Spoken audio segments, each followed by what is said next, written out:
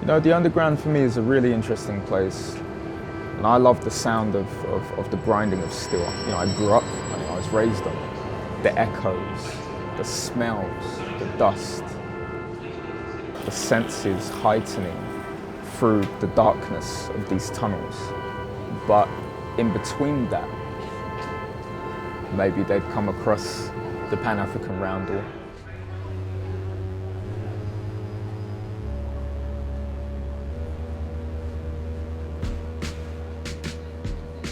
My name's Larry Achiampong. I'm a multidisciplinary artist, so I work across a range of media to explore complex ideas that relate to identity and its connection with the digital age. I'm very interested in how that relates to class, race, and increasingly gender. I created this body of work, the Relic Traveler series, the Pan-African Flag Travelers Alliance series, because I felt they needed to exist. Because I felt that the kind of conversation embedded within the work is one that has a long heritage.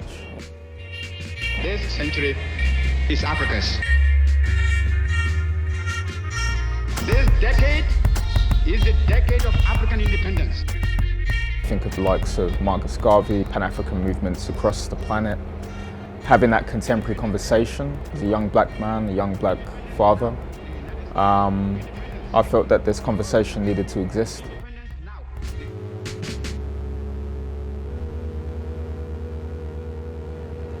In terms of the speculative aspect of Relic Traveler, I was very much thinking a lot about Brexit and what happens to a nation if nationalism becomes successful, you know, by cutting and closing doors off not simply just to people, you're also closing off doors culturally, you're closing them off financially and in other aspects which over time likely renders a place a relic.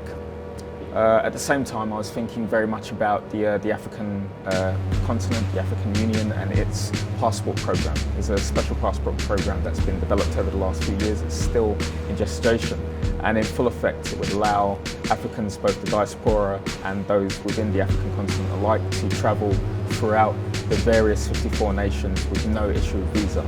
So, you know, we're thinking about a part of the world, the West, for example, where borders are closing, and then thinking about, you know, the African continent and a place where borders essentially are open.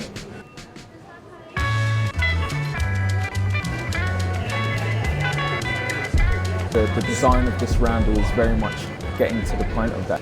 Socially, symbolically, by utilising Pan-African colours, so black relating to its people, green relating to plant life and resources, yellow gold relating to prosperity and a new day, and red relating to struggle.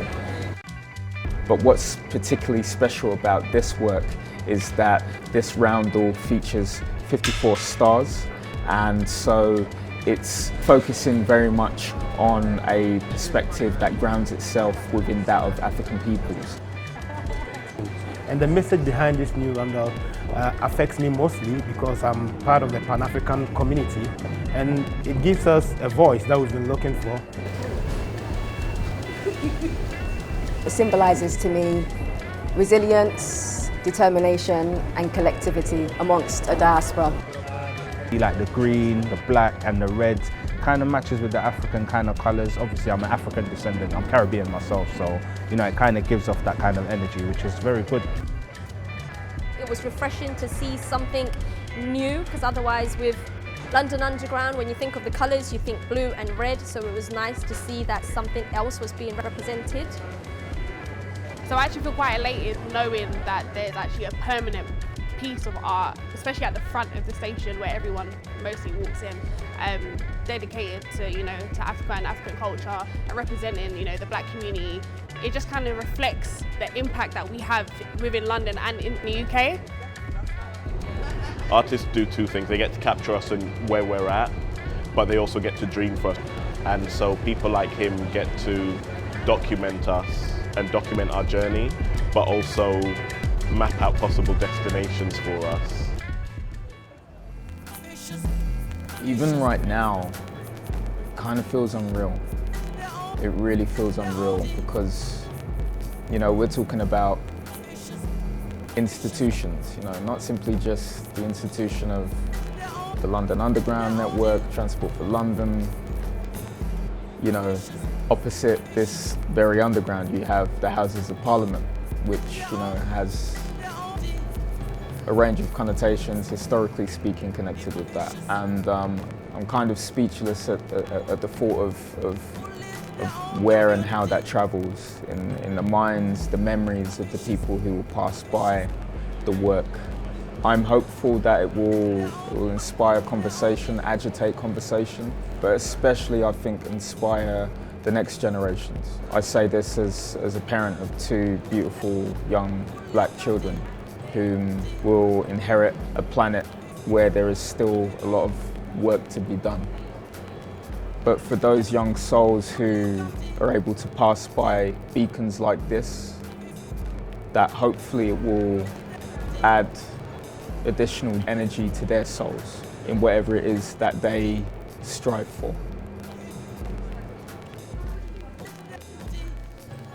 You know, my journey is not one that is exclusive. You know, I stand on the shoulders of giants, of people who have fought and who have struggled and who have gone through so much and continue to go through so much. To be at this point in time, to have this opportunity, this privilege that I'm afforded by because of their sacrifices, I hope I continue to make them proud, and I hope that this, as far as the conversation is concerned, marks only the beginning of what I aim to do.